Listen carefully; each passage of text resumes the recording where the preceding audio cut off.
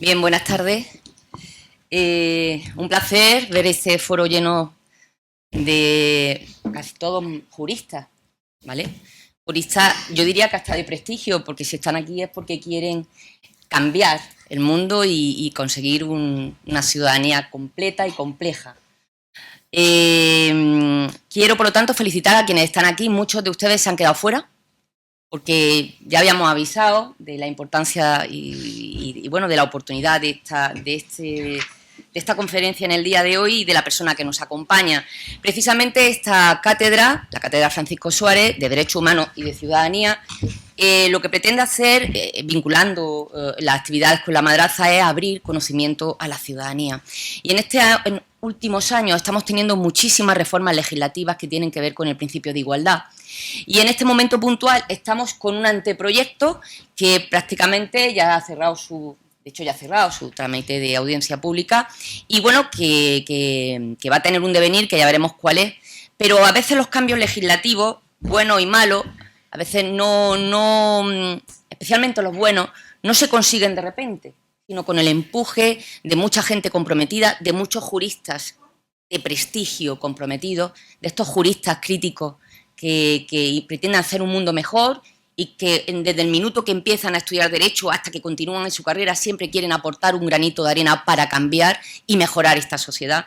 Y en este sentido, a veces el esfuerzo es individual y a veces es sumando gotas de agua. En este sentido, la asociación TEMIS, la Asociación de Mujeres Juristas TEMIS, es quien está acompañándonos en el día de hoy. Ella es su presidenta, estamos hablando de Pino de la Nuez Ruiz, presidenta de la Asociación de Mujeres Juristas TEMIS, y esta asociación especialmente relevante, para mí tiene especial interés por ser una organización no gubernamental, ¿vale? Muy importante, sin ánimo de lucro, cuando uno está regalando su tiempo, su energía, su trabajo, sus ganas, ¿vale? De ámbito estatal, compuesto por abogadas, procuradoras, magistradas, secretarias judiciales de España, intentando poner sus pequeños granitos de arena para mejorar el derecho y hacer un derecho que abarque a toda la ciudadanía sin distinciones. La Asociación de Mujeres Juristas TEMIS, para mí, inicial en este tipo de temas, porque recuerdo, y bueno, ya con que hagan búsqueda, y ella estoy convencida que lo dirá en su ponencia, nace el 3 de diciembre del 87 cuando un grupo de abogadas se juntan y se plantean, ¿pero qué está pasando? No hay ninguna ley, no hay nada, hay un silencio en torno a la violencia de género, nadie que cuide a las víctimas de violencia de género, nadie que se preocupe por ellas. ¿Qué está pasando? Las autoridades miran para otro lado, hay una enorme indefensión y todas ellas, desde su generosidad y desde su compromiso que se inició desde las aulas de Derecho, dijeron, vamos a juntar cabezas, vamos a cambiar esto. Y efectivamente han estado y han comparecido en las Cortes Generales, en el Senado, en el Congreso, han sido capaces, para mí, de introducir, por ejemplo, en el año 95, el delito de impago por pensiones, que me parece que es fundamental. ¿Qué pasa cuando el papá no paga y los niños y las niñas tienen la mala costumbre de comer? ¿Qué pasa? ¿Qué hacemos con ellos? Introducir un delito por impago de pensiones en el 95, cómo no, su intervención en la Ley Orgánica de Medidas de Protección Integral contra la Violencia de Género, las modificaciones en el formulario de solicitud de la orden de protección, que me parece fundamental, cómo no, la Ley Orgánica para la Igualdad Efectiva de Mujeres y Hombres de 2007, que ustedes están estudiando en clase, ¿vale? Y otras tantas como la que nos ocupa hoy, o informes tan interesantes como la famosa ley del sí es solo sí, que ya desde esta asociación se avisó que, y convenientemente en tiempo y forma, que si no se revisaban ciertos aspectos probablemente habría, pues lo que está viendo ahora, ciertas reducciones en jornadas y encarcelamientos probablemente más que indebidos. Dicho eso, y aunque yo quería poner en valor a la asociación, tenemos la suerte de que nos acompañe Pino Inmaculada de la Nuez Ruiz. Yo te quiero agradecer que hayas venido, viene de Gran Canaria y he de decirle que Granada no está nada bien comunicada. Hay que hacer todo un viaje por el espacio para poder estar aquí y que te merezca la pena. Y a ella claramente le merece la pena porque ese esfuerzo lo está haciendo. Bien, ella es abogada ejerciente, se dedica y se ha dedicado al derecho de familia y penal, mediadora familiar y civil, integrante del turno oficio, es socia de la Asociación de Mujeres TEMIS desde el año 94, fíjense que apenas se crea en el 87, tú te incorporas, y bueno, dentro de... ¿Por qué, además, vinieras tú? Te voy a decir también otra razón más, amén de por tus investigaciones, por tu impacto, por tu compromiso. Fue por aquel también libro que tú editaste, que en su momento tú editaste en el año 2007 y que se llama Democracia Paritaria. Ella lo escribe y lo edita en el año 2007. Estamos ahora en el 2023 y viene a salirte un anteproyecto que se llama así, en torno a la paridad. Bueno, no quiero entretenerme más. Solamente agradecerte tu generosidad, tu compromiso, tu cariño hacia la Universidad de Granada y la suerte que tiene este alumnado de la Universidad de Granada de poder tener, gracias a los esfuerzos que se hacen desde esta universidad, desde los grupos de trabajo, desde los proyectos de investigación, dinerillo que vamos cogiendo de un lado y de otro y, por supuesto, vuestra generosidad, la posibilidad de que vengan de primera mano las protagonistas a contarnos por dónde van los tiros, cuáles son nuestros temores y cómo podemos hacer para mejorar este mundo. Tienen la palabra, un placer. Muchas gracias. Muy buenas tardes. En primer lugar, gracias por estar aquí. A mí me ha costado venir 2 aviones, no pasa nada, estoy acostumbradísima. Somos la Macaronesia, somos la ultraperiferia y estamos más lejos que ustedes. Estamos a 3.000 kilómetros de lo que es la península, o sea que los aviones, Paula, ya forman parte de nuestra vida. Nosotros los cogemos como quien coge ustedes con los autobuses, nosotros cogemos la guagua, ¿vale? En definitiva, es un placer estar, de verdad. Les doy muchísimas gracias por tener este interés y espero que, bueno, lo que quería plantearles va a ser un diálogo, les voy a dar pinceladas de cosas, pero quiero dejarles reflexiones. Con independencia, y creo que hay que ser agradecida también a quienes me han invitado. Que es la profesora Juana María, a mi compañera Paula, vicepresidenta de la Asociación, también de Mujeres Juristas TEMIS, y a esta cátedra tan implicada en temas de derechos humanos y de la vinculación que tiene con la sociedad, la universidad, porque la universidad, al igual que las organizaciones sociales, somos un eslabón con la sociedad. Y el papel primordial que tienen las universidades en la formación, en la construcción de criterios y de espíritus libres es ineludible. Después de dar las gracias, que creo que es necesario, quiero explicarles lo que somos un poquito más aunque las pinceladas que ya dio Temis, ¿no? Que ya dio Juana María. Para adentrarme después en ese tema que es el anteproyecto de paridad, que bueno, yo estoy muy esperanzada en que algo salga de ahí, pero bueno, soy una mujer de fe en ese sentido, en los textos legislativos. El texto legislativo aquel tiene una implicación, tiene un momento, el momento que interesaba proponer. Pero ¿qué va a pasar con ese texto? Si va a tener bastante peso.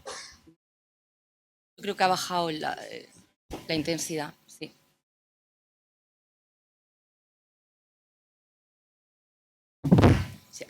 ¿Ahora? Ahora. ¿Sí? ¿Mejor? Sí, perfecto. Vale, mejor. Perfecto. Vale. Entonces, como les comentaba, con independencia de que hablemos del texto, del anteproyecto de ley, que bueno, que ustedes son juristas, de primero, de segundo, creo, ¿no? La mayoría. Entonces ya pueden conocer las diferencias de las normas. No es lo mismo, estamos hablando de una ley orgánica. O sea, es una categoría importantísima de ley, su tramitación y sus contenidos, y a lo que nos afecta, ¿no? A todas y a todos, pero supone un nuevo paradigma en las reglas y en el peso, sobre todo en ese déficit democrático que tiene la sociedad. Mayoritaria. Yo creo que a gritar en tribunales, pero sí, pero es que tanta gente no se va a grabar.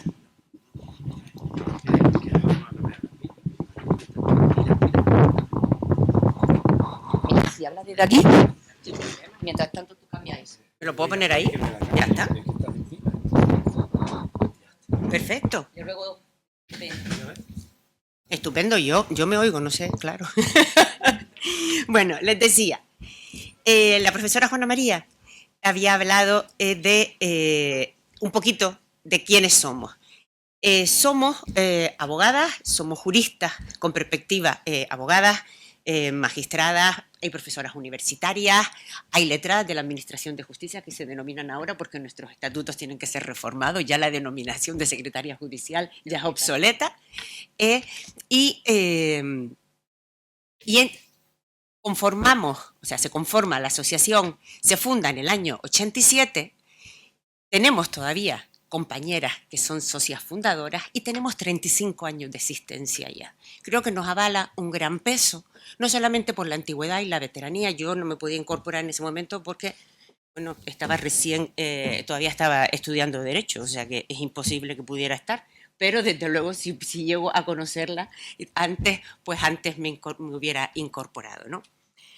35 años, como les decía, nos avalan, les dejo la página web. No obstante, en la página que está también en momento de construcción, como nuestros estatutos, estamos en momentos de revisiones, ¿no? Nos ha tocado un momento de mucho batiburrillo en la asociación.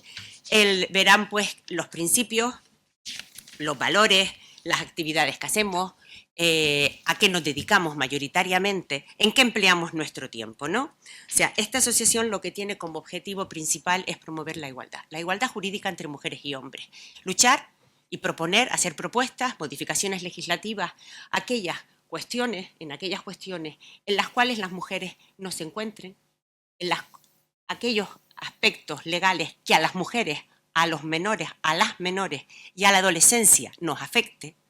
¿Por qué? Porque no todo el mundo ve más allá, ni ve con esas gafas que se le llaman las gafas de la perspectiva de género, ¿no? O sea, con esa perspectiva de género jurídica y feminista es como nosotras planteamos nuestras propuestas, nuestros trabajos y nos implicamos en el día a día.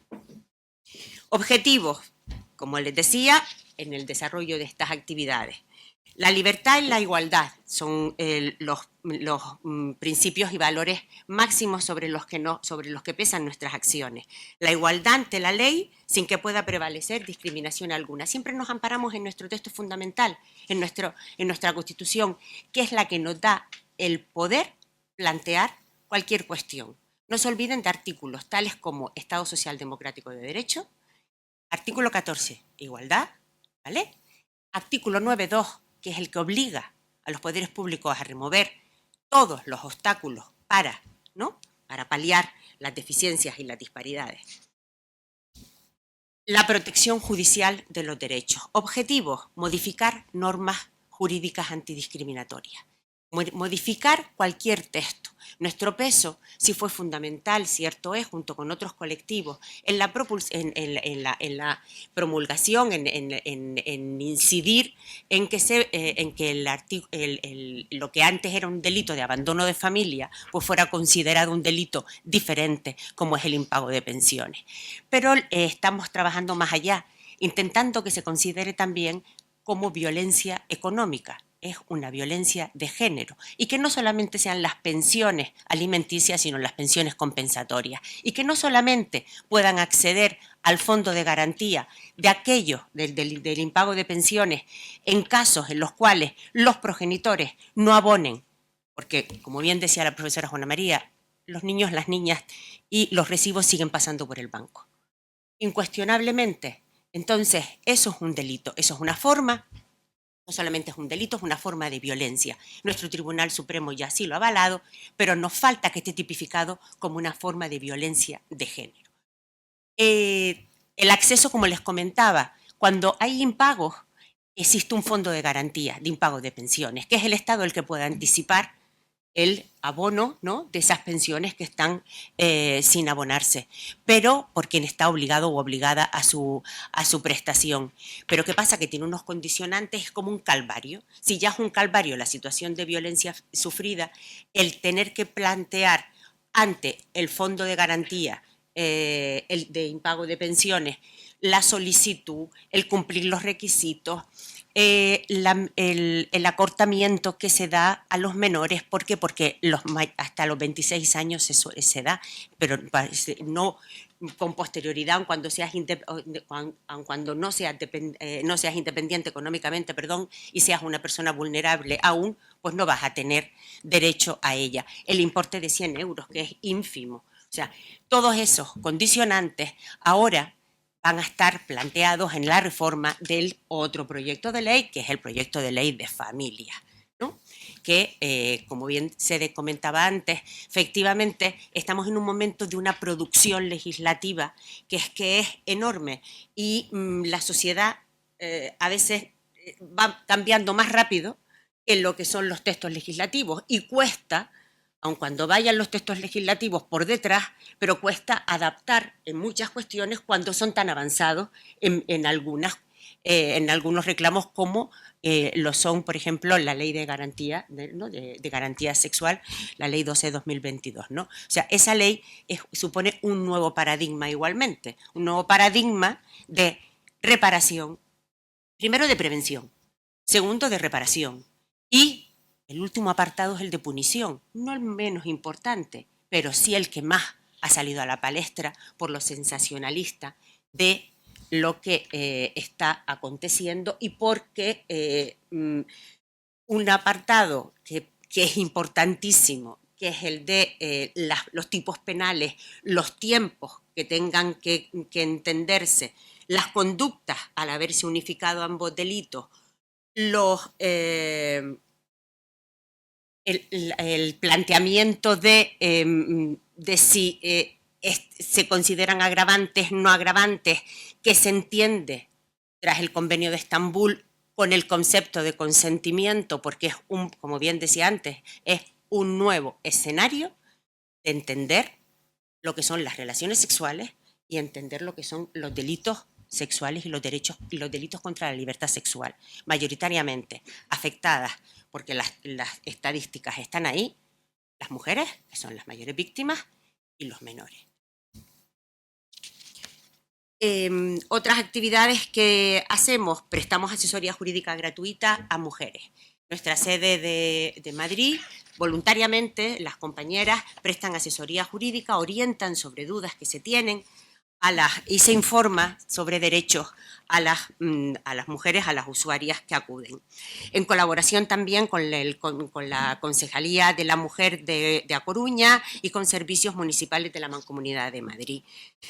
También cada vez menos y menos dotados económicamente, y esto es un reclamo que como asociación tenemos que seguir diciendo e insistiendo, nuestros programas de asistencia gratuita, jurídica gratuita, especializada a mujeres, siempre ha sido uno de nuestros valores. Uno de nuestros valores porque con independencia de que el turno de oficio pueda prestar asistencia jurídica especializada, también porque tienen que ser letrados y letradas que estén formados en violencia de género, la formación que tienen las compañeras que se incorporan en estos programas es completamente distinta. Tiene un valor añadido porque tiene una formación integral. Y esa formación integral en el trato con las víctimas, que las víctimas de los delitos de violencia de género y los delitos que tengan que ver con cuestiones que afecten a mujeres, a menores y a la adolescencia, necesita una perspectiva diferente y un planteamiento, trabajo y entendimiento y empatía distinto completamente. Dentro de esos programas tenemos los impagos de pensiones, hablábamos, ¿no?, de aquellas pensiones que están incorporadas en las resoluciones judiciales. Los programas de agresiones sexuales y de trata, en pocos procedimientos de trata, pero en algunos nos hemos personado. ¿Qué pasa? Que los procedimientos de trata no suelen haber mucho. O sea, no muchas mujeres que son víctimas de trata se atreven a dar el paso de denunciar y ese número de procedimientos efectivamente no es numeroso. Para nosotras, la parte de agresiones sexuales y la parte de violencia de género son los programas, al igual que los impagos, que mayoritariamente se nos reclaman. Se nos quedan, dada la carencia y ausencia de recursos, se nos quedan muchísimas usuarias, muchísimas, sin ser atendidas y tenemos que derivarlas y decirles que no tenemos fondos y que no podemos ayudarlas prestando la asistencia jurídica, el asesoramiento, pero no podemos ir a tribunales, ¿no? Colaboramos también, hemos colaborado con el Instituto Andaluz de la Mujer en el Servicio de Atención Jurídica Integral Y lo que sí hacemos es una formación jurídica continua, no solamente interna para la SOCIA, sino colaboramos, hemos firmado este año un convenio con la Federación de Municipios, con la Federación Española de Municipios, con lo cual muchas trabajadoras y trabajadores de entidades locales, cierto es que han estado formándose con profesionales y con compañeras de TEMI. Trabajamos también con otras entidades, con entidades públicas y con entidades sociales, con otras asociaciones, como puede ser la Asociación Libre de Abogadas y Abogados. Ahora vamos a celebrar este mes de abril un monográfico sobre, sobre la ley de garantía sexual y además un peso importante no solamente tuvo en la década de los 90 en la consideración del delito de impago de pensiones, sino también un estudio que se hizo, una investigación, cuando no teníamos ley orgánica de atención integral, ¿no?, contra la violencia de género, un estudio que se hizo de 2 años, de 1995 a 1997, sobre 3.000 resoluciones judiciales. En ellas se vio el peso y cómo incidía la violencia doméstica, denominada en ese momento doméstica, en las mujeres. De ahí parte un estudio que hacemos que se denomina respuesta penal a la violencia. Aparte de las intervenciones que ya se han comentado en instancias como puede ser el Senado, en el Congreso, y comparecencias en distintas conferencias, ya sea europeas, ya sea americanas o ya sean internacionales, ¿no? Y muchas publicaciones que podrán ver en nuestra web. Sí me gustaría hacer mención a la violencia económica de género, el impago de pensiones en Andalucía, que ese sí se trabajó con el Instituto Andaluz concretamente. Premios unos cuantos hemos recibido, unos cuantitos, en 35 años, y ahora nos van a dar este mes, el próximo de mayo, UGT en Valencia nos da el premio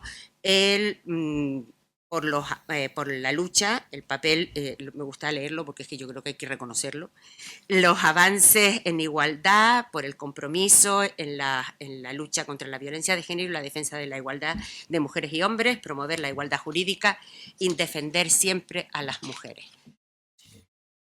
Tenemos publicado ahora nuevamente una edición del premio Alicia Herrera. Alicia Herrera es una de las socias fundadoras y es la socia honoraria, además, y está en estos momentos por si alguna compañera, alguien se atreve a hacer un estudio sobre el mismo. Tiene una mínima dotación económica, son solamente 1.000 euros, pero bueno, lo publicaremos en la web y Lefebvre también lo publicará en su página de editorial.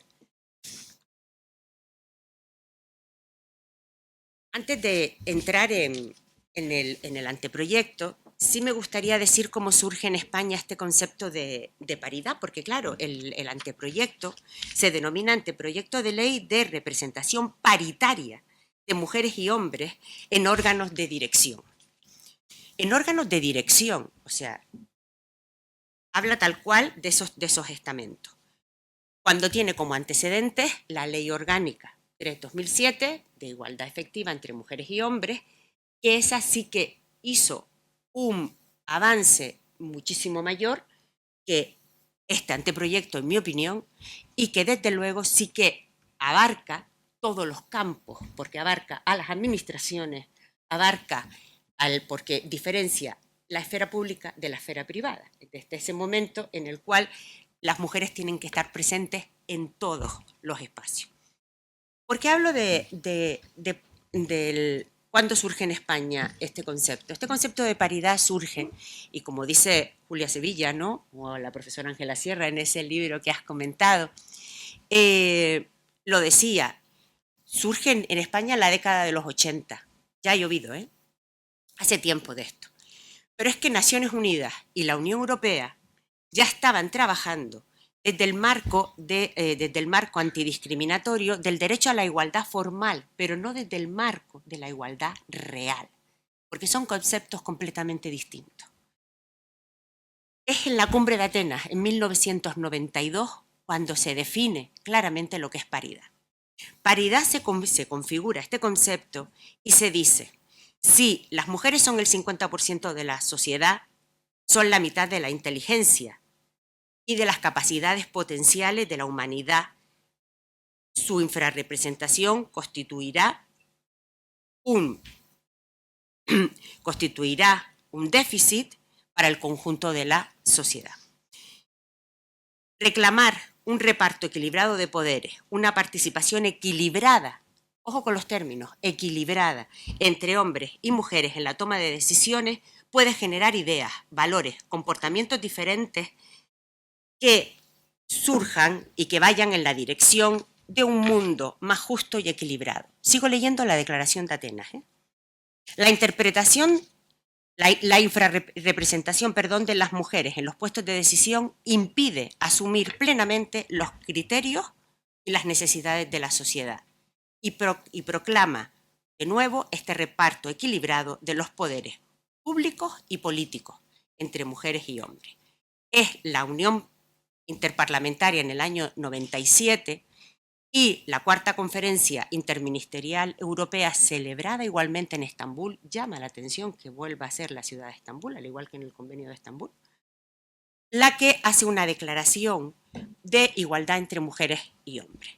En España, hablar de la presencia de mujeres en los puestos de representación se hace desde el feminismo, no se hace desde los textos legales en ese momento. O sea, se empieza a hablar desde el feminismo y desde los estudios, desde los espacios de las universidades, desde los espacios de estudio, nada más, e investigación. Se hacen planteamientos de las iniciativas desde las distintas instancias, ¿no? Siempre bajo la premisa de lo que había trabajado Atenas. Las cuotas aparecen. La Ley 5/2005 andaluza es la que incorpora además, reforma en su momento, reforma la posibilidad, ¿no?, electoral de presentarse un porcentaje, creo que era el 25% de mujeres, ¿no? O sea, ya ese fue un primer paso dentro de otras comunidades autónomas, pero no teníamos a nivel estatal, ¿eh? Con lo cual, constitucionalmente, ese llamado cuotas, esa acción positiva, esa herramienta que permite y que avala nuestro Tribunal Constitucional, porque claro, como todos los avances en derechos de las mujeres, significan recursos de inconstitucionalidad.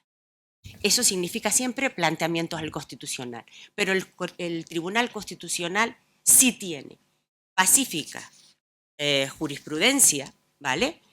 Porque sentencias de pleno de 26 de junio del 90, de 8 de junio del 88, de 15 de febrero del 2001, les estoy hablando hace tiempo que ya ha llovido, efectivamente dicen que los derechos fundamentales han de ser interpretados de conformidad con la Declaración Universal de Derechos Humanos y los tratados y los acuerdos internacionales sobre las mismas materias ratificados por España. Con lo cual, esa alternancia que ahora plantea el anteproyecto, ¿no?, esa cremallera, se le llama vulgarmente, pero es así la forma más común de entender, ¿no?, es una forma legal y la sentencia del Constitucional del año 93, 2617, así lo avala. Les decía que estas acciones positivas están entendidas por jurisprudencia del Tribunal Constitucional y conceptos como democracia paritaria, paridad representativa, democracia representativa, empiezan a oírse en los espacios en los que nos movemos, quienes somos juristas, pero no se ven en los textos legales todavía. ¿Por qué se debe? Porque hay resistencias e inercias todavía, y existen en estos momentos igualmente. Si ese libro fue del año que fue, hablar ahora mismo, coger ese libro como manual de estudio sería perfecto igualmente, porque estamos en el mismo momento. No hemos avanzado nada. La evolución, ¿vale?, la exclusión de las mujeres en el ámbito de lo público es una constante. En el ámbito de lo privado tenemos todo el espacio que queramos y más, porque es que además nos echan cada vez más. En el ámbito de los cuidados, en el ámbito de lo que tenga que ver con terceros, pero no que tenga que ver con escenarios públicos. O sea, el tener esa categoría de sujeto de derechos, ¿no?, de sujetos de derechos constitucionales lo tenemos. Igualdad formal, perfecto, pero igualdad real sí que no existe. Con lo cual, eso de la democracia representativa, la democracia equilibrada, la paridad no deja de ser nada más que un derecho de la ciudadanía. O sea, si ya teníamos la posibilidad de ser electoras y de ser elegidas, tenemos que tener ese derecho de estar representadas y de estar presentes, ¿no? Sigue siendo como decía, una noticia el que a una mujer la nombren para un cargo. Es que gran noticia, es titular y en ocasiones hasta portada de periódico, ¿no? O sea, es asombroso que una mujer aparezca como nombrada en un cargo, cuando tiene que ser, que somos más del 52%, una cosa obvia y que no, es que no le tendríamos que dar ni importancia, porque tiene que estar normalizada en nuestro día a día. Paridad, que es un término jurídico-político. Es un concepto referido a la proporcionalidad representativa y alude a un déficit democrático, aún no resuelto y cuya pervivencia afecta a la legitimidad del sistema democrático. Continuamos teniendo dos estatus, hombres y mujeres. Los derechos de la ciudadanía es el primero, este es el primero de los derechos en un sistema político. El primero. La paridad propone cambios en estructuras, pero cambios reales, cambios sociales, cambios para atender al equilibrio entre los sexos en el ámbito de lo personal, de lo político, de lo económico y de lo cultural. Razones de derecho existen. Herramientas eficaces existen. Redefinir lo público y lo privado, necesidad. ¿Vale? Eso sería una necesidad. Pero la ausencia de fuerza normativa es una de las múltiples reticencias para la participación y representación equilibrada. Esa ausencia de fuerza normativa es la que hace que ahora tengamos este texto para poder tener, junto con la Ley Orgánica 3/2007, que para mí es de mayor peso personalmente, lo es por todo lo que abarca y por lo que implica, porque este anteproyecto pues, bueno, viene a hablar un poco de plazos y de porcentajes, pero no dice más allá. Con lo cual, la subrepresentación de las mujeres sabemos que es un déficit de representatividad. La ausencia en la consecución del paradigma hegemónico, que no se relaciona ni con su participación cuantitativa, puesto que siempre hay un mayor número de mujeres, ni en el grado de compromiso de las mujeres. Véase el grado de compromiso que tienen las mujeres en todas las organizaciones, en las organizaciones políticas, en las organizaciones sindicales y en las organizaciones sociales. Y en los movimientos siempre estén luchando por los derechos de los otros y de las otras, no solamente de las mujeres, sino de los otros y de las otras.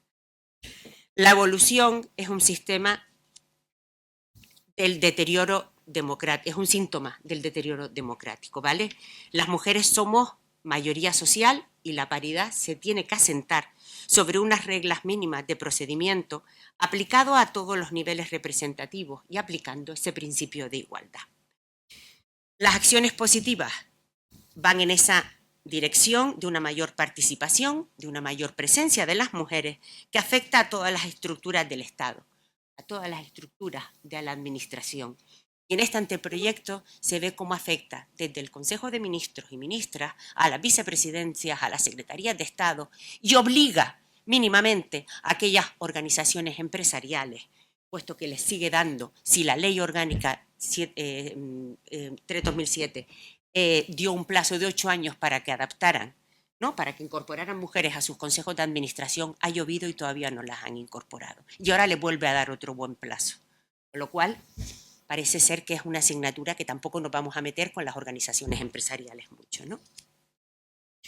Una mera definición de los roles de género acorde con una distribución nueva del mundo en el que queremos estar y en el que queremos relacionarnos, los hombres y las mujeres, ¿no?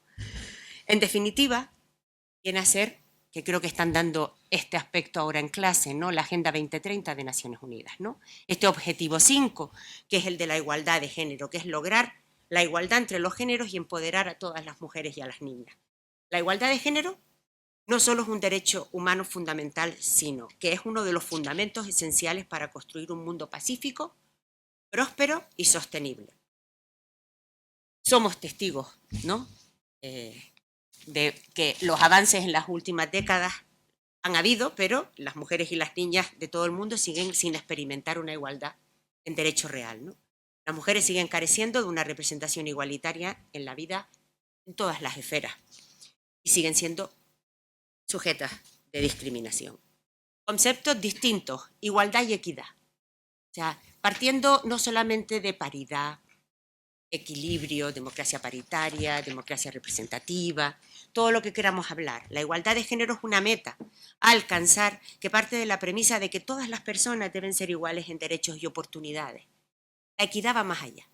Va más allá puesto que introduce un principio de justicia que crea las condiciones para la igualdad y a través de ellas es a través de la que se diseña la paridad. Estas somos nosotras y queremos más. Queremos más porque nos lo debe la sociedad. La paridad lo que pretende garantizar la participación equilibrada en la sociedad y en la toma de decisiones. Y la paridad, como enuncia aquí Naciones Unidas, la paridad de género es una prioridad urgente, no solo por ser un derecho humano, sino también porque es un imperativo de la democracia y esencial para la eficiencia de los estados. Hace años que venimos oyendo que nos quedan, ¿cuántos años a las mujeres para tener igualdad? Se viene diciendo que nos quedan 150 años. Yo no creo que ni que las que estemos ni los que estemos aquí lo vayamos a ver, pero desde luego no estamos dispuestas a estar esperando 150 años. Creo que ya los cambios tienen que venir y ustedes son la generación del cambio. O sea que en sus manos está también el poder coger este relevo que nosotras les damos, porque nosotras hemos trabajado, pero también llega un momento que nos cansamos y que ya o no, pues sí, pues es un agotamiento estar todo el día luchando, estar todo el día batallando y ustedes ya están más que sensibilizados y sensibilizadas y en sus manos está ahora el peso de poder cambiarlo. Nosotras y con nosotras y con nosotros nos van a tener a esta generación, pero ustedes son esa generación, porque una generación lleva 20, 30 años de diferencia y ya los hay, ¿eh? Y ya los hay entre un lado y el otro. Acabar con los estereotipos, necesario. Mezclo cosas, pero creo que los conceptos a mí siempre me parece que importan. Y a ver cómo bajo aquí, que me dijo el compañero antes, para poder ponerles este vídeo. Es que no puede ser aquí. Escape. Ah, vale, gracias por la chula. Escape y ahora minimizo. Me voy a YouTube. Aquí, ¿no? Ah, no, bueno, este me gusta más. Vamos a oír este. La generación del cambio, que son ustedes. What defines a generation? Climate justice! Right now! Is it just about the year you were born? Or is there something more? We may have lived through different decades, different circumstances, different countries, but we all share in the global, everyday push for our rights, for justice, for a world that is equal. Perhaps what defines our generation isn't our age or our background, but the line in the sand that we have drawn.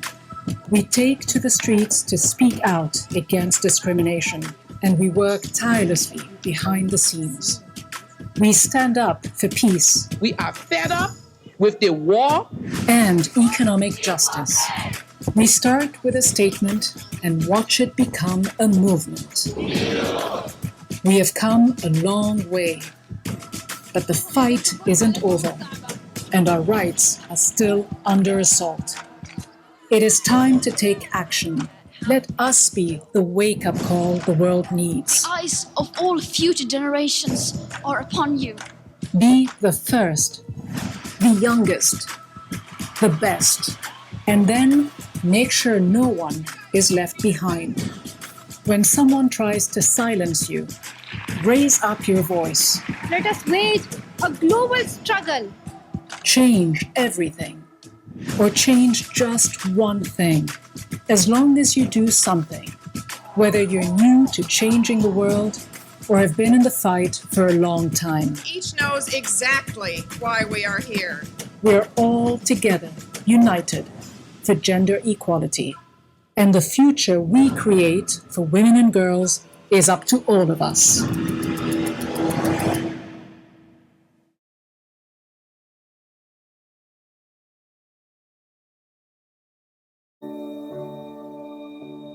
As a girl, I'm expected to be your little princess. As a boy, I'm expected to be your hero. I'm supposed to play with dolls and look pretty. I'm supposed to play sports and act tough. Crying makes people think I'm hormonal. Crying makes people think I'm weak. If I spend more time at work than at home, I lack devotion. If I spend more time at home than at work, I lack devotion. People will question my sexuality if I choose to join the army. People will question my sexuality if I choose to be a nurse. I'm expected to define myself as a boy or as a girl. The good news is that we have a uniting movement. It is called He for She. I'm inviting you to step forward, to be seen, and to ask yourself, if not me, who? If not now, when?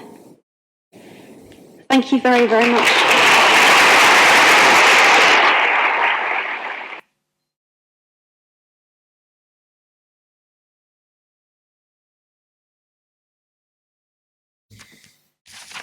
La generación igualdad, la de ustedes, la que les toca.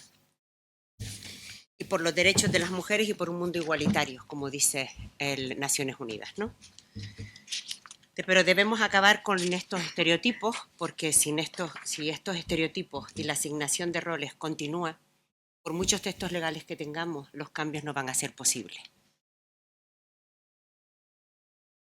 Comentaba que existían otras leyes anteriormente y, bueno, una recientita, la igualdad de trato y la no discriminación, la ley 15/2022 y la 6/2022, que también es complemento de la misma, ¿no?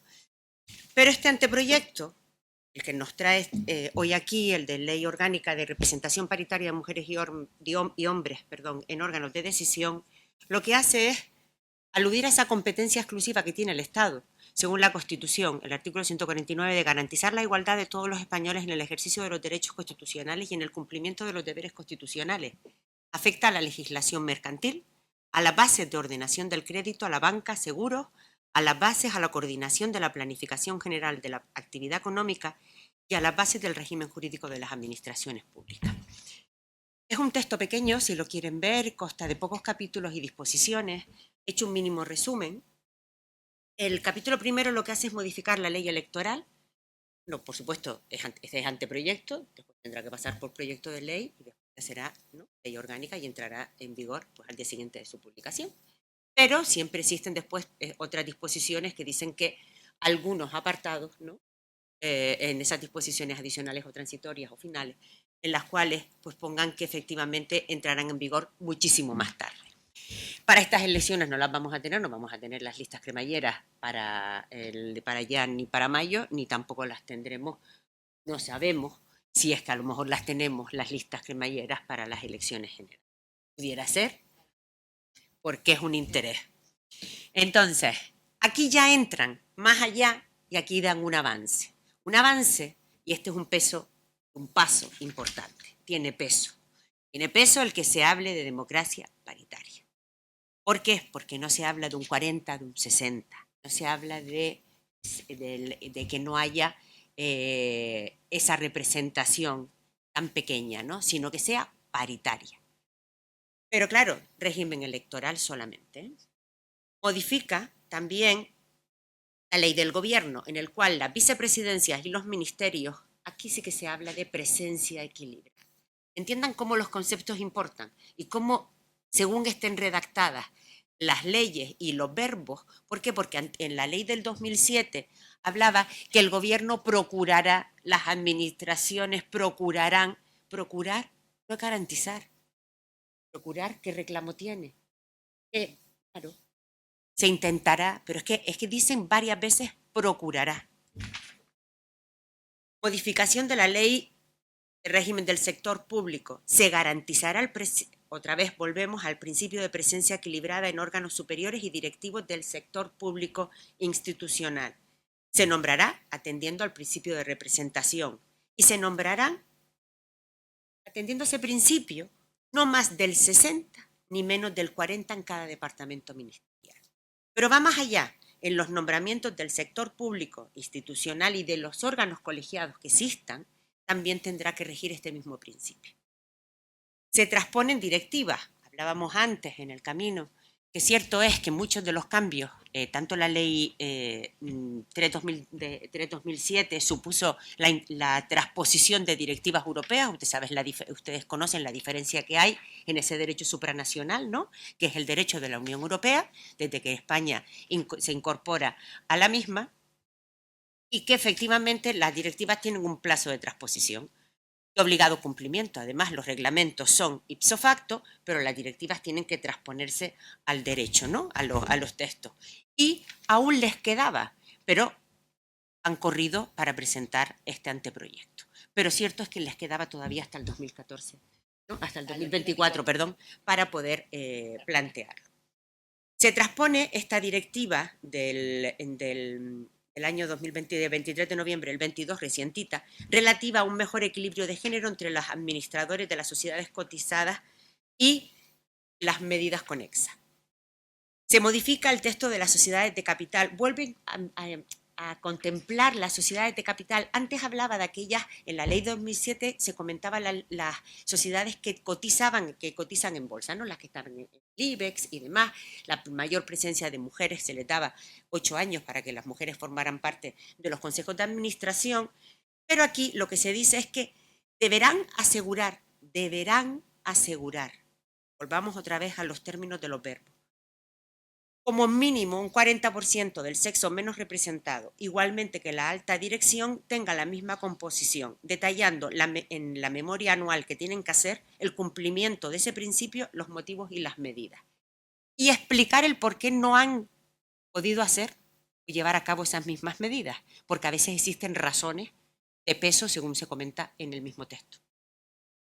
En el nombramiento y en la reelección de los miembros del Consejo de Administración, cuando haya que dar preferencia a la candidata en igualdad de mérito, del sexo menos representado en caso de vacantes, y en supuestos excepcionales se pudiera incumplir, como decía, por motivos de rango jurídico superior. Las sociedades cotizadas deberán elaborar y publicar anualmente en su página web un informe sobre la representación paritaria, los miembros, los motivos del cumplimiento y del incumplimiento. E incorpora una nueva disposición adicional dentro de esta ley de sociedades de capital, relativa igualmente a la representación equilibrada en los consejos de administración de entidades de interés público. Son entidades diferentes. Según la ley de auditoría, son aquellas que sus trabajadores y trabajadoras supera el número de 250 y que tiene una cifra anual de negocio que es una barbaridad, más de 50 millones de euros. Modifica igualmente la ley de mercado de valores y de los servicios de inversión, dando una nueva redacción a las infracciones que se hacen por incumplimiento, al igual que la ley de colegios profesionales. Esa modificación, la ley de colegios profesionales, sí tiene su aquel. Tiene su aquel y tiene importancia en la composición de instituciones de derecho público, que son instituciones de derecho público, que representan intereses de profesiones. A ustedes les van a interesar, si se dedican al ejercicio de la abogacía, que sus colegios de la abogacía, aquellos espacios o lugares en los cuales se hayan cambiado la denominación, creo que aquí tampoco se ha cambiado, al igual que nosotras en Las Palmas tampoco lo tenemos cambiado, pero bueno, se impondrá y vendrán los cambios impuestos si no se hacen voluntariamente, porque abogacía es un término que engloba abogados y abogadas. Y no es necesario poner colegio de abogados y abogadas, sino componer colegio de la abogacía. Y la provincia o la localidad o como fuere el ámbito de actuación que tuviera esa institución de derecho público, pues desde luego englobaría a las mujeres y a los hombres que nos dedicamos al ejercicio de la abogacía. Entonces aquí dice que efectivamente tiene que hacerse una memoria con información desglosada por sexo, otro tema importante. O sea, las estadísticas tienen que venir por sexo, colegiados y colegiadas, hombres y mujeres, y de sus componentes en la Junta de Gobierno. ¿Por qué? Porque si se ponen por curiosidad un día, miran la historia de los colegios de la abogacía, presidentas o presidentes a nivel estatal solamente hemos tenido una, en toda la historia de los colegios profesionales, a nivel estatal, del Consejo General de la Abogacía. Decanas, muy pocas. Vicedecanas, poquísimas. Diputadas, pocas. Con esta ley se va a obligar a que exista, a que desde luego se incorporen más mujeres en puestos de decisión en órganos que interesan a la profesión de la abogacía igualmente. Pero a cualesquiera, me ciño a este porque es la nuestra, pero a cualesquiera colegio profesional. El principio de igualdad de trato y no discriminación en relación al acceso al ejercicio de profesiones y a esa composición, como comentaba. Hay una disposición adicional única en este anteproyecto que habla del principio de participación equilibrada en la concesión de condecoraciones financiadas o concedidas por la Administración General del Estado o entidades del sector público estatal. Esto significa que se le otorgue el premio a mujeres también y que dentro de los jurados estén mujeres también. ¿Vale? Que la composición de los tribunales, de los jurados o de los órganos colegiados para concesión de premios tenga un mínimo de un 40% de un sexo. ¿Por qué digo que estén las mujeres también? Porque siempre mayoritariamente en los jurados o los premiados suelen ser hombres, mayoritariamente en muchos estamentos. Disposición transitoria segunda. Esta modificación, como comentaba, de los procesos electorales será después de la entrada en vigor. O bueno, que ya un plazo de 5 años para los nombramientos y las designaciones, de lo que tenga que ver con temas de gobierno. En lo relativo a las sociedades de capital, a partir del 1 de julio del 2024, le damos otro placito, si no habían tenido 8 años, ahora les volvemos a dar un poquito más.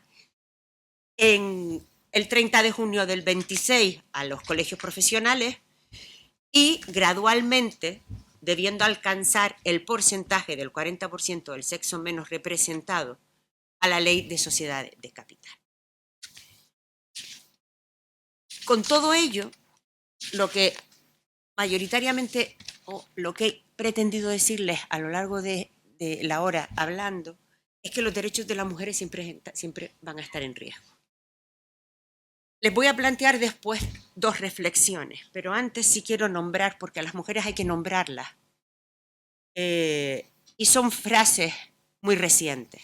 Leticia Bonifaz, experta mexicana ante el Comité de Naciones Unidas, ¿no?, de CEDAW, en el año 2022 dijo: los derechos de las mujeres siempre están en riesgo. Pero no nos olvidemos de la ya, y ustedes tienen conocimiento de perspectiva de género y conocen quiénes son mujeres importantes en el movimiento feminista, Simone de Beauvoir, y dijo así textualmente: no olvidéis jamás que bastará una crisis política, económica o religiosa para que los derechos de las mujeres vuelvan a estar cuestionados. Estos derechos nunca se dan por adquiridos. Debéis permanecer vigilantes toda vuestra vida. Y ahora le añado yo, estamos ante nuevos escenarios que afectan a los derechos de las mujeres. Vientres de alquiler, donaciones de óvulos, muchas más cuestiones de las que somos testigos, obviamente, y que tenemos que arreglar y que hablar, ¿no? Como reflexiones les quiero hacer estas preguntas. ¿Son los derechos de las mujeres indiscutibles? ¿Y han de ser considerados privilegios? Dejo el debate. Muchísimas gracias.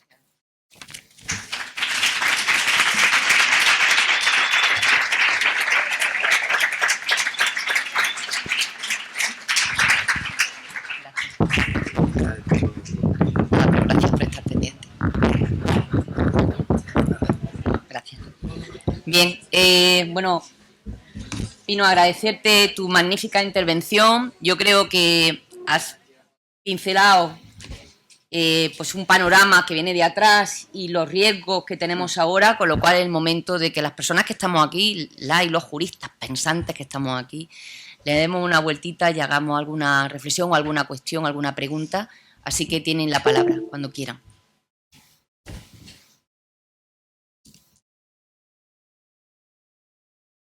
A ver, Pablo, mira, y no sé si miras para hablar o miras para qué. Por mirar. Seguro que están pensando muchísimas cosas. Bueno, seguro que están pensando algo que hemos visto, que es que estamos viendo en esta semana de trabajo, ¿verdad? Que la gente que me consta que además ambos grupos que están aquí están hablando y están trabajando Olimpia de Gush, a cómo han descubierto de repente, mi alumnado al menos ha descubierto hoy, que en esa declaración de 1789 que nos habían vendido como universal, No era universal, era francesa y encima era del BBVA, con lo cual el que no era varón blanco adulto y propietario, el que no era blanco, burgués, varón y adulto, no estaba dentro de esa declaración de 1789 y se dejaron fuera no solamente a las mujeres, sino a los hombres pobres, a los negros, a los niños, a todo el mundo. Con lo cual lo único que cubría esa declaración era el colectivo. El problema que tenemos desde el mundo del derecho, lo ha explicado fenomenalmente, es que la base de nuestro edificio, de nuestra base piramidal, la base, se nos ha quedado muy estrecha. El edificio, nuestro edificio jurídico-político se ha edificado sobre una exclusión. Y ahora tenemos que ponernos a pensar para hacer un nuevo marco de derecho, un nuevo marco de derecho, yo diré anti-subordiscriminatorio, para meter a la ciudadanía. En el subord meto a toda la ciudadanía, no estamos hablando de un colectivo, estamos hablando de toda la ciudadanía que se ha quedado fuera de esa declaración y de ese edificio jurídico que tú trabajas, que yo trabajo y que todas las personas que tenemos aquí trabajamos como instrumento. Yo, en tanto que la gente joven se lanza, yo querría, porque aquí estamos para aprender y para ver lo que pensamos, para mejorar esto, a mí me preocupa algunas cosillas que yo te querría trasladar. No sé si... Seguro que son preocupaciones comunes. Me inquieta algo. Por ejemplo, nosotros sabemos que el derecho puede ser un instrumento de poder político. No lo vamos a negar. Cuando buscamos la definición de derecho, ¿verdad? Algunos decían, oye, un instrumento de poder político. Lo es. ¿Puede ser un instrumento de poder económico? Sí, lo es, no te voy a engañar. Pero lo que a mí me preocupa, yo creo que además el derecho es un instrumento de justicia que debe de cambiar un statu quo subordinatorio, pero ¿sabes qué me preocupa? Y lo lanzo aquí, que siendo un instrumento de poder político me lo quieran vender como que es un instrumento que puede servir a justicia. Y eso es lo que le estoy trasladando una intuición. Intuyo que es el anteproyecto de ley de paridad. Una intuición.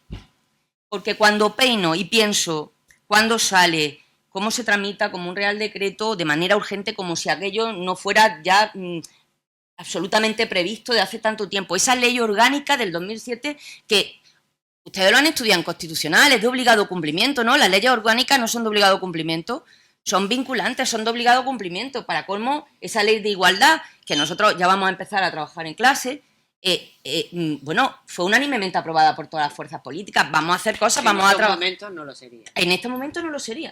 En estos momentos no lo sería. Por eso en este momento hay que tramitarse por la vía urgente, por la de atrás, para que no se vea. Y a mí aquello me inquieta, porque si hace unos años toda la ciudadanía tenía muy claro, y todos los actores políticos que nos representaban en el Parlamento tenían muy claro que había que apostar por una igualdad efectiva ciudadana, sin distinciones, sumando, porque se trata de sumar, no de restar, ¿cómo ahora nos lo quieren meter por otro lado, aprovechando el que yo tengo mis propias reflexiones, pero no quiero hacer un spoiler de mi reflexión. A mí me gustaría que cada uno lo pensara luego en casa, pensaran, pero ¿por qué me lo quieren colar como de esta manera? Y para que, curiosamente, si esté previsto para, en fin, no lo sé, para las elecciones nacionales, no lo sé, yo tiro piedra a la conciencia. ¿Por qué tanta bulla? ¿Y por qué a través de un real decreto? No lo sé. Bueno, sí lo sé, o sí lo intuyo. Pero no sé si tú compartes conmigo esa preocupación o qué. Yo creo que es una patata caliente, lo sé. Sí, no, pero es que lo comparto perfectamente. Es una preocupación de todas y de todos. El que se estén proponiendo cambios, muchos textos legislativos y muchísimos aspectos que nos afectan a toda la ciudadanía. Y hay que mirar con lupa cómo se están redactando, porque después, para ir en contra de ellas, lo que tenemos que plantear son, en función de la categoría de leyes que tengan, si son recursos de inconstitucionalidad, que fuerzas políticas siempre están anunciando. Cuando hay avances de las mujeres, cuando hay avances en derechos. Entonces, ¿es oportunista? Sí, me lanzo. Es oportunista. Es una modificación oportunista. Existen otros reclamos necesarios igualmente. ¿Vale? O sea, existe la necesidad de una ley orgánica de trata, por ejemplo, que hemos trabajado en clase también. ¿Vale? Creo que le afecta a la sociedad. España es un país consumidor, además, ¿no? de prostitución y en el cual hay muchas víctimas de trata, de tráfico, de mujeres. O sea, que no tenemos que girar la cabeza más, o sea, está ahí, delante de nosotras.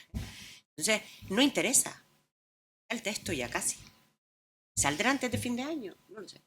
Hombre, Es que está casi redactado. Es que si hubiera habido interés, a ver, yo te lo pienso, lo traslado. Cúmplase, si ya se aprobó unánimemente con la Ley Orgánica 3/2007, 22 de marzo, para la igualdad efectiva de mujeres y hombres. 8 títulos, no estamos hablando de uno, 8 títulos. Y ya se recogía expresamente. Lo que pasa es que en ese momento el legislador apostó por lo que se llama soft law, que es un derecho que procura no imponer obligaciones, sino que tu propio convencimiento... Se procura. Por ejemplo, ustedes no van matando a la gente por la calle porque existe un 138 del Código Penal que lo pena. No van matando a la gente por la calle porque en conciencia creen que no han de hacerlo. Lo propio es que se hubiera apostado por esa igualdad efectiva ciudadana de manera natural. Si lo que queremos es estar bien y que nuestras sociedades sean libres, iguales e inclusivas. Y me explico. Entonces, se apostó por ese soft law pensando que, bueno, que esa evolución era positiva y que para las empresas es un chollo elegir poder contratar al recurso humano más preparado. ¿No? Digo yo. A mí lo que me preocupa que en España, que el recurso humano más preparado, ustedes ahora se meten en internet, cuando lleguen a casa, está claro cuál es. Yo llevo dando clase hace mucho tiempo en la Facultad de Derecho, muchísimo, y estoy cansada de ir a Madrid a los premios nacionales que se otorgan y se los suelen llevar a ellas. En Derecho, en todas las carreras prácticamente, primero, segundo y acceso. Quiero decir, es un recurso humano muy preparado. Y yo siempre me planteo y les pregunto, si ustedes tuvieran que reflotar una empresa, estamos en crisis, ya han visto con el COVID, si tuvieran que reflotar una empresa, ¿a quién contratarían? ¿Al recurso humano más preparado o al menos preparado? Al más preparado. Bueno, pues en España no se hace así. En España se contrata al menos preparado. Porque el menos preparado no va a tener otro tipo de... ¿Sí, no? Que nos han encasquetado, tú lo has dicho muy bien. Ese espacio privado, esa esfera privada que tú decías que nos viene del cuidado. En el COVID lo hemos visto. Quién cuidaba a las niñas y a los niños, a los abuelitos, quién cuidaba, se ha visto. Entonces, y la ley de conciliación, a ver, la conciliación siempre va a ser una asignatura pendiente, o sea, la conciliación de vida privada, profesional y laboral, ¿no? O sea, esa conciliación es una asignatura que se han dado pinceladas por encima. Una ley de conciliación hace muchísimos años. 99. Algo se modificó en la ley de igualdad, en el estatuto de trabajadores, permisos y demás. En el proyecto de ley de familia vuelve a nombrar ahora una serie de permisos también, habla de permisos vuelve nuevamente a permisos de parentalidad, algunas excedencias, pero son pequeños. No interesa. Lo que de verdad interesa, que es que nos relacionemos en igualdad. Lo que nos interesa a la sociedad, que es que tengamos las mismas oportunidades. Porque es que ya, las teorías tienen que pasar de derecho de igualdad de oportunidades a derechos reales y efectivos. Ya las oportunidades es que ya están ahí. Tenemos que dar un paso más adelante. Es la igualdad real y efectiva, no las oportunidades. Crear las oportunidades. Aquí, cuando haya puesto vacante, promover a mujeres. Pero es que estamos otra vez con la historia de la acción positiva, que llevamos con ella no sé cuántos años. Y ya esa herramienta muy bien. Si se cuestionó la cuota. ¿Por qué? Porque había opciones políticas que decían que había que mirar la valía, ser capaz, ¿no? Y que por ser mujer podías estar también. Porque es que las mujeres no somos un colectivo. Es que hasta que no nos metamos esto en sangre, no podemos entenderlo. O sea, somos más del 52% de la población, no podemos ser considerados como menores, como personas con capacidad modificada, porque es imposible. Es imposible. Es que no lo somos. El diagnóstico no es correcto. Si efectivamente. No se hace el diagnóstico bien, y si desaparecen las estadísticas por sexo, mal vamos, porque no vamos a hacer un diagnóstico real de lo que es la sociedad y de dónde nos estamos moviendo. Totalmente de acuerdo. No iba a decir alguna pregunta más, pero no. Venga, Peter, cuando quiera. Espera, hay un micro y así cuando se te escucha mejor. Gracias. Profesor Peter Eres, cuando quiera. Vale, una pregunta, muchas gracias primero por esta charla y también la presentación, que siempre es interesante aprender algo nuevo y yo no conozco muy bien este ámbito, lo debería conocer, pero bueno, voy aprendiendo poco a poco. Una pregunta sí tengo, la base para la igualdad, es decir, lo que he entendido, la igualdad formal sí que existe, está presente en la Constitución, pero la igualdad real no, queda mucho por hacer. Ahora, mi pregunta es tal vez, ¿qué está antes? ¿Está antes, se necesita la igualdad formal para que podamos lanzar una igualdad real o va a veces viceversa? Muy buena pregunta. Muchas gracias. Yo creo que, no sé, me comentarán ustedes, las profesoras, entiendo que la base es necesaria, la formal, el poder tener textos legislativos, esos referentes, que podamos solicitar la tutela y el amparo. El texto te da la posibilidad de reclamar. Si no se tiene el texto, es imposible. Y la forma en la cual esté redactada ese reclamo o esa demanda también es importante. Porque el derecho a tutela judicial efectiva está en el 24 también de la Constitución española. O sea, poder reclamarlo ante tribunales, ¿no? Ya sea tribunales españoles como acudir a instancias internacionales, porque a España le han dado ya toquecitos, ¿no? De usted está incumpliendo esto y va mal por aquí y en ocasiones y las que nos van a seguir dando. Vale, muchas gracias. Yo lo de la igualdad formal estoy de acuerdo contigo. Lo que ya le diría yo aquí, no solo al profesor Piterer, sino al resto que nuestra Constitución habría que echarle también un vistacico, ¿eh? Porque, en fin, yo siempre digo que hay, bueno, búsqueda en casa. Hay tres artículos de nuestra Constitución donde aparece la referencia a las mujeres. Sí, claro. 3, que son matrimonio, familia y prohibición de corona. O sea, que habría que dar una vueltica, ¿no? Porque, en fin, eso no quita que lo que efectivamente... Claro, lo que pasa que es tocar ese texto de relaciones. Bueno, pero había que y darle de una convivencia, tiene su aquel, porque el momento cuando es. O sea, ¿quién le pone el cascabel al gato? Sí, estoy absolutamente de acuerdo contigo, pero es para hacerle difícil. Reflexionar, ¿no? Sí, completo. Hacer reflexionar completo. Sí, es la ausencia de las mujeres. O sea, ¿cuántos somos sujetos de derecho? Es la ausencia, sí. Bueno, pero en muchos textos más legislativos no se nombra a las mujeres. O sea, y ahora se nos cambian nombres, o sea que se nos quiere llamar de otras formas. Entonces, esto sí que ya... Sí, es para llorar, sí. Es el disparate. Tiene la palabra cuando quiera. Le pasan el micro. Muchas gracias. La verdad que me ha gustado mucho la conferencia y venía a plantear una opinión, a ver si desde mi ignorancia usted pudiera ayudarme un poco a entender. Y es que a día de hoy se han visto muchos casos de mujeres que, por ejemplo, en el campo de la política tenemos a Yona Belarra, tenemos a Isabel Díaz Ayuso, que no solamente han alcanzado puestos muy relevantes en el campo de la política, sino que además han recibido mucho apoyo por parte del conjunto de la ciudadanía. También casos como Ana Botín, como jefa de Santander, o casos de premios, por ejemplo el Premio Planeta, casos conocidos como Luz Gabás, o una escritora que personalmente me gusta mucho, que en este caso sería Pido Freire.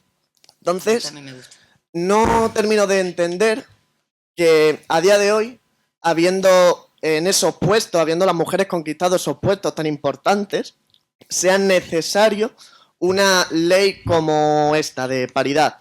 Porque al final se está viendo cómo las mujeres están siendo respaldadas por el conjunto de la ciudadanía y cuando de verdad destacan, cuando de verdad tienen algo que dar al mundo, la gente las va a apoyar y la gente pues le va a ceder esos puestos de poder. Entonces, si pudiera, desde mi ignorancia, asesorarme un poco en este tema y decirme Yo creo que, a ver, has planteado, no es cuestión de ignorancia, o sea, tú has hecho un diagnóstico de lo que son, y has nombrado algunas referentes, pero claro, nos faltan más.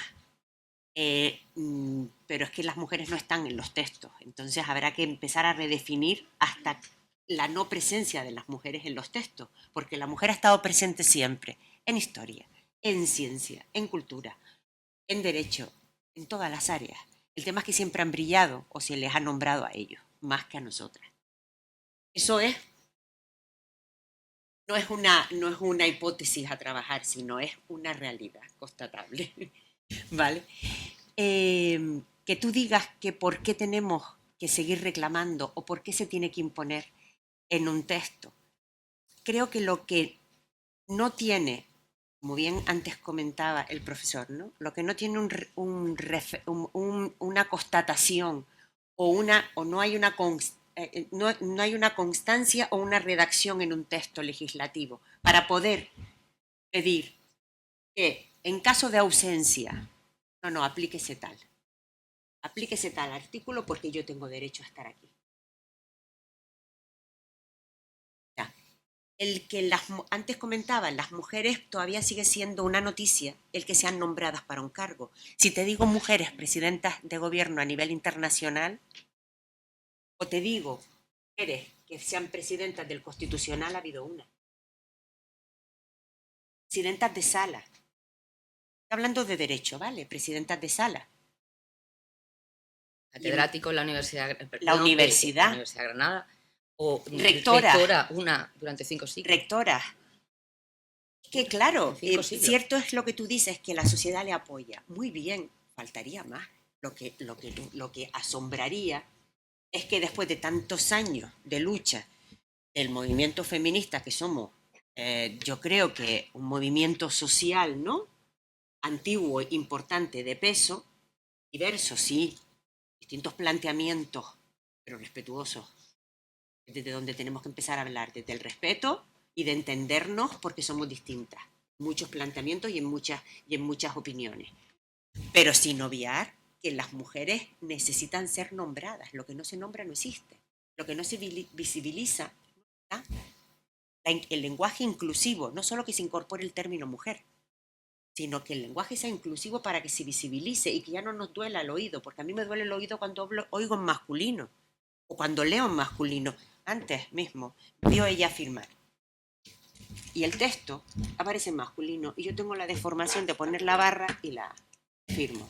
Yo voy a una prueba médica con mi compañía de seguros y me la siguen dando en masculino. Barra A. Alguna vez se cansarán, ¿sí? Pero yo desde luego no voy a cesar. Creo que tenemos que estar siempre. Esto es un trabajo continuo, ¿eh? El feminismo es una forma de vida diaria. Y hombres feministas, seguro que son todos los que están aquí, todos. Porque son los que quieren y piensan que el mundo tiene que ser mejor y tiene que ser un mundo igualitario, en el que las personas seamos iguales, los hombres y las mujeres. Los derechos, mismas oportunidades, y que ese apoyo que tú decías que le dé la sociedad, que no sea necesario, sino que esté normalizado. Pero claro, mentes pensantes como la tuya también haces que cuestiones. Tú te cuestionas también el por qué la gente lo ve, porque tú lo ves normalizado, tú lo tienes metido. Es importante. Muchas gracias.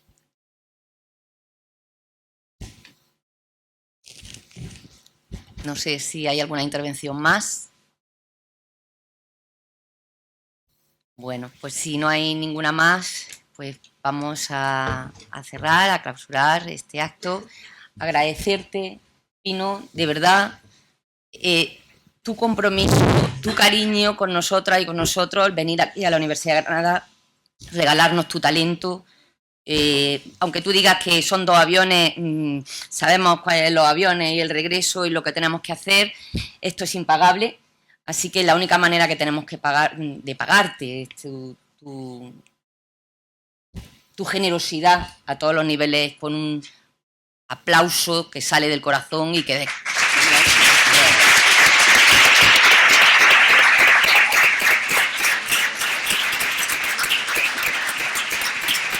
Yo se los agradezco a ustedes. Para mí es un placer estar, o sea, me encanta trabajar con nuevas generaciones. Es así, ¿no? Y entiendan ese peso importante que tienen ustedes ahora. O sea, con las mujeres juezas, por ejemplo, en una ocasión que ellas tienen un proyecto también de acercar la justicia, ¿no? a las jóvenes, en charlas, en cuestionamientos, pero es gente más pequeña, obviamente, gente que está en institutos de medias. Y hay que recuestionar cosas, porque en esa generación hay que trabajar mucho más que yo creo que en esta. Sí, este foro es un foro privilegiado. Claro, Tenemos claro. a los Esto mejores. es un regalo. El alumnado más preparado y mejor. Bueno, pues muchísimas gracias.